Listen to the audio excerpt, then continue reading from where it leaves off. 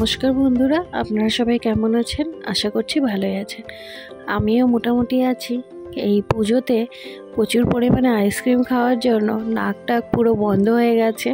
এমনিতেই আমার অ্যালার্জি সমস্যা আছে, যার জন্য আমাকে প্রতিদিন ওষুধ খেতেই হয়, আর তার মধ্যে আইসক্রিম খাওয়াতে আরও ঠান্ডা লেগে গেছে। আপনাদের পুজো কেমন কাটলো অবশ্যই জানাবেন। আমাদেরও পুজো কেটেছে মোটামুটি।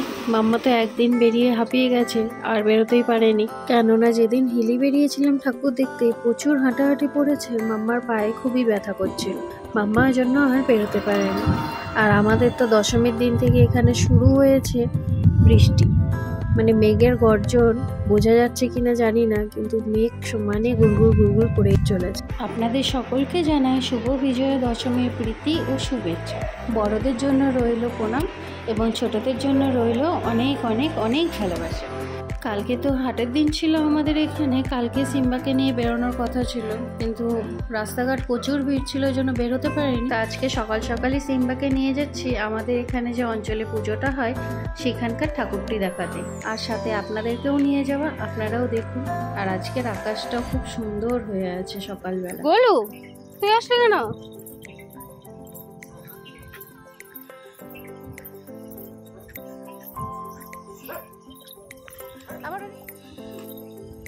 ব্যাস,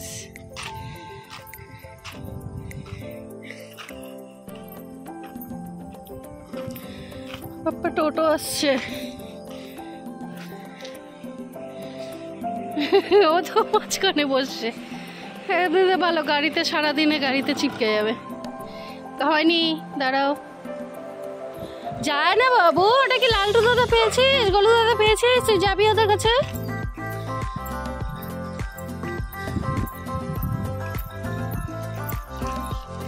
যা।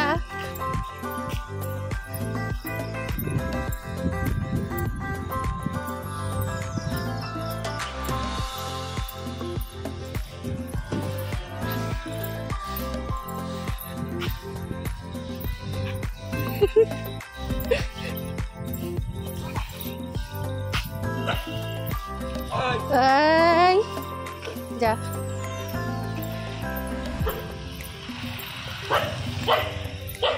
চলো সিম্বা, চলো চলো চলো চলো চলো। জি সিম্বা, সঙ্গে না চল না, পেছন করবে।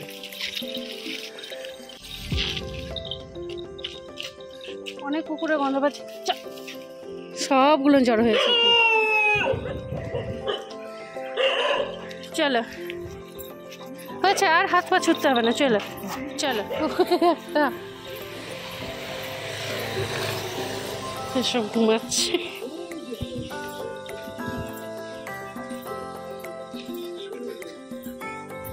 কোথায় বাবা? এলো এলো, কোথায়? এদিকে এদিকে। যেহেতু এটা বাজারের মধ্যে অনেক রকমই গন্ধ পাচ্ছে, সেজন্য খালি এদিক থেকে ওইদিকে ছুট দিচ্ছে। আর এই যে দেখুন, দশমীর পরে মায়ের মূর্তি। আচ্ছা চলো, ওইটাতে চলো। বাজারের ভিতরে আর একটি পুজো হয়, কিন্তু বাবা বলছে ওখানে নিয়ে যাওয়া যাবে না। এখানে যা কুকুর দেখছিস তার থেকে আরো বেশি কুকুর আছে ওইখানে। আজকে আমাদের এখানে বিসর্জন হবে, মেলার শেষে গিয়ে বিসর্জন হবে মায়ের। দেখছেন আমার ভাই কিরকম দুষ্টু। 2 মিনিট যে একটু শান্তিতে দাঁড়াবে, ওকে যে একটু গিয়ে মায়ের আশীর্বাদটা দিবে বাবা, সেটুকু ওর শান্তি নেই।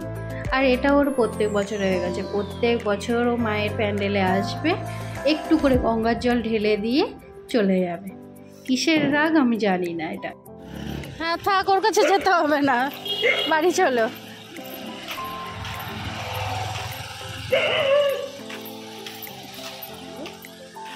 চলো এবার বাড়ি চলো, দেখি বাড়ি চেনো নাকি। সিম্বা বাড়ি চেনে? কি হয়েছে? আরেকজন তো ভয়েতে গুটি মেরে চলে গেল। দাদা ভাইয়ের বিরিয়ানি। ঠ্যাং তুলে কিছু করতে হবে এখানে, আবার পা ছড়ে না। চলো, পা ছড়ে না, চলো।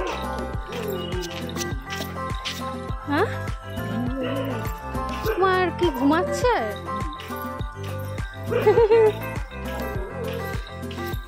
তো ঘুমু দিচ্ছে। চলো বাড়ি চলো এবার। আচ্ছা আর সঙ্গে সঙ্গে করতে হবে না, চলো চলো। দেখো তো গোলু দাদা আছে না, বাড়ি গেল। চলো, কে আগে যায় দেখি? সিম্বা আগে যায় না দিদি আগে যায়? সিম্বা আগে যাবে, ওটা পাতা। তাহলে চলো আগে চলো। বলেন তোর বন্ধু নাকি? এই যে এদিকে এদিকে, এই যে দেখ, এগুলো তোর বন্ধু নাকি? এই যে এগুলো। চলো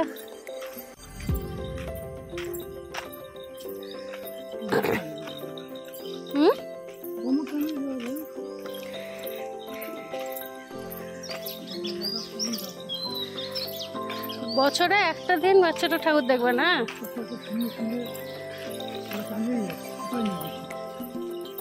ওরা এখনো চিৎকার করেই যাচ্ছে।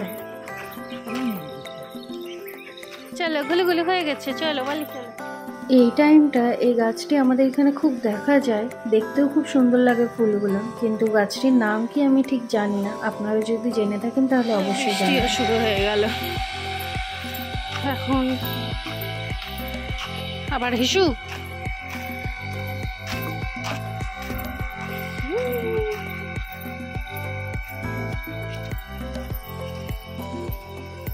কেন ঘুরতে হবে?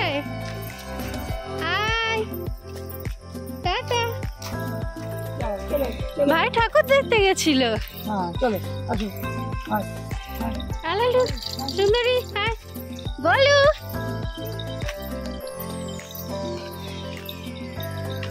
সুন্দরী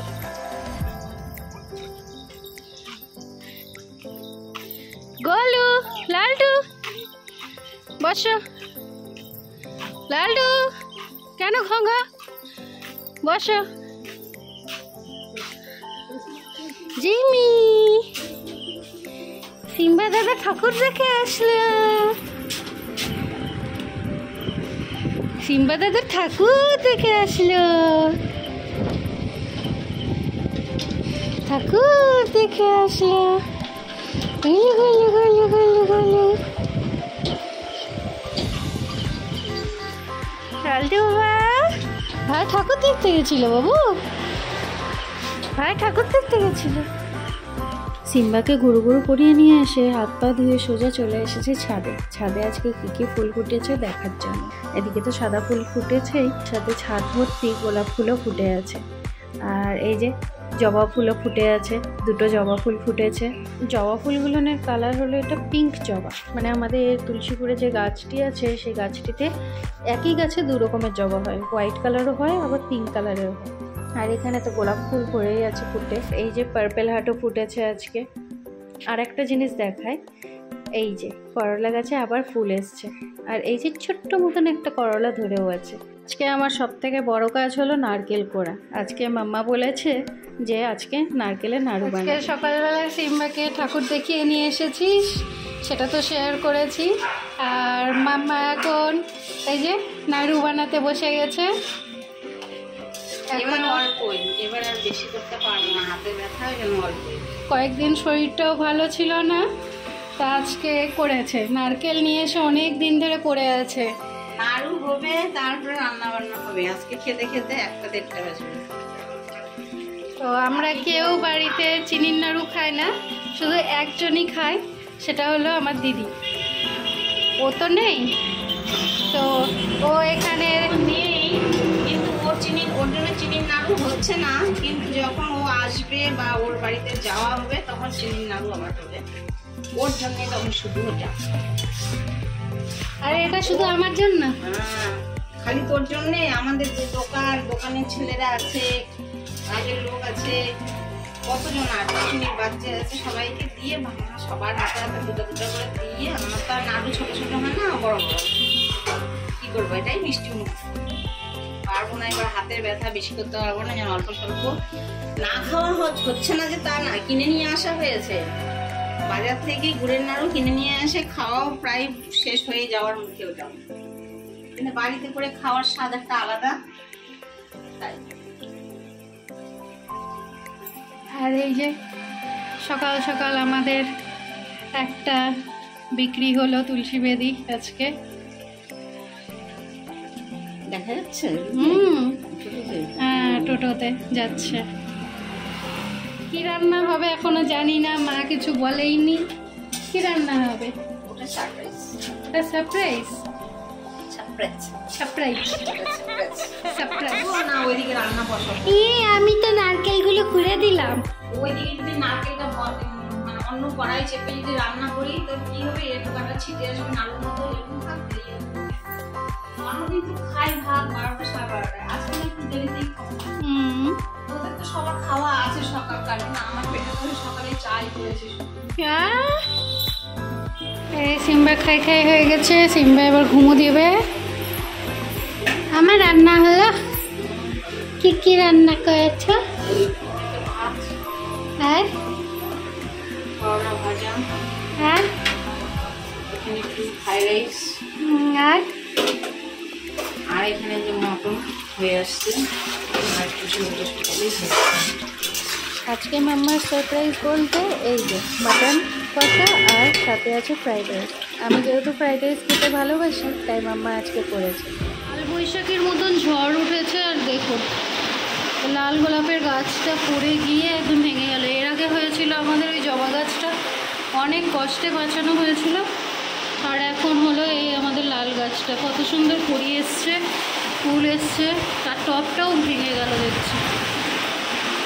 ঝড় না কমলে কিছুই করা যাবে না।